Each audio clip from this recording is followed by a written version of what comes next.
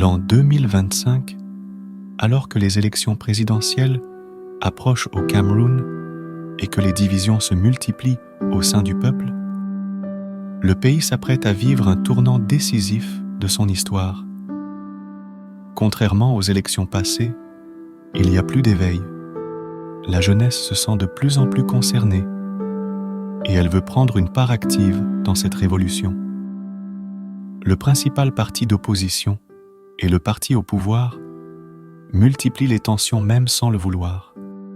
La douceur de ce peuple reconnu comme pacifique commence à disparaître peu à peu. Les opinions se multiplient sur les réseaux sociaux, les langues se délient et les gens s'expriment librement.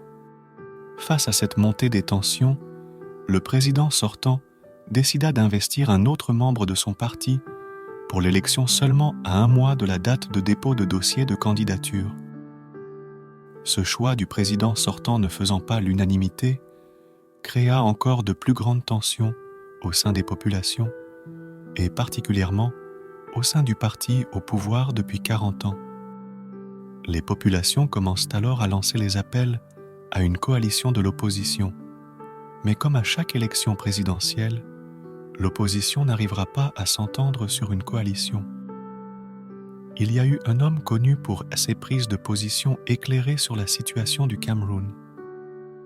Lui, il se fait découvrir sur les réseaux sociaux comme Emafo, fidèle originaire du sud-ouest et de double nationalité germano-camerounais. Âgé de 36 ans, il est en fait l'arrière-petit-fils d'un prêtre allemand lors de la colonisation allemande au Cameroun. Il a travaillé au Cameroun dans le privé et il connaît assez bien les problèmes du pays.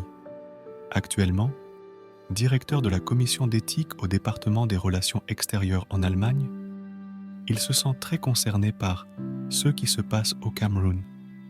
Il va multiplier des lives sur ses comptes sociaux pour appeler les opposants à une coalition forte et à l'unité en cette période délicate que traverse le pays.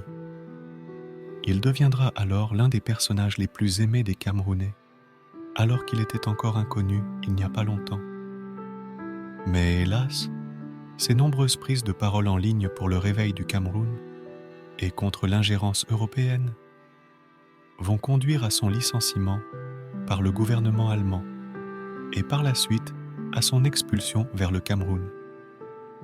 Lorsque les Camerounais vont apprendre la nouvelle, ils sortiront tous dans les rues de Yaoundé et Douala pour réclamer à la commission électorale de l'inscrire comme candidat indépendant malgré sa binationalité. Sur la pression du peuple, malgré lui, mais avec toute sa volonté et son engagement, Emafo remplira les conditions et sera inscrit comme candidat indépendant.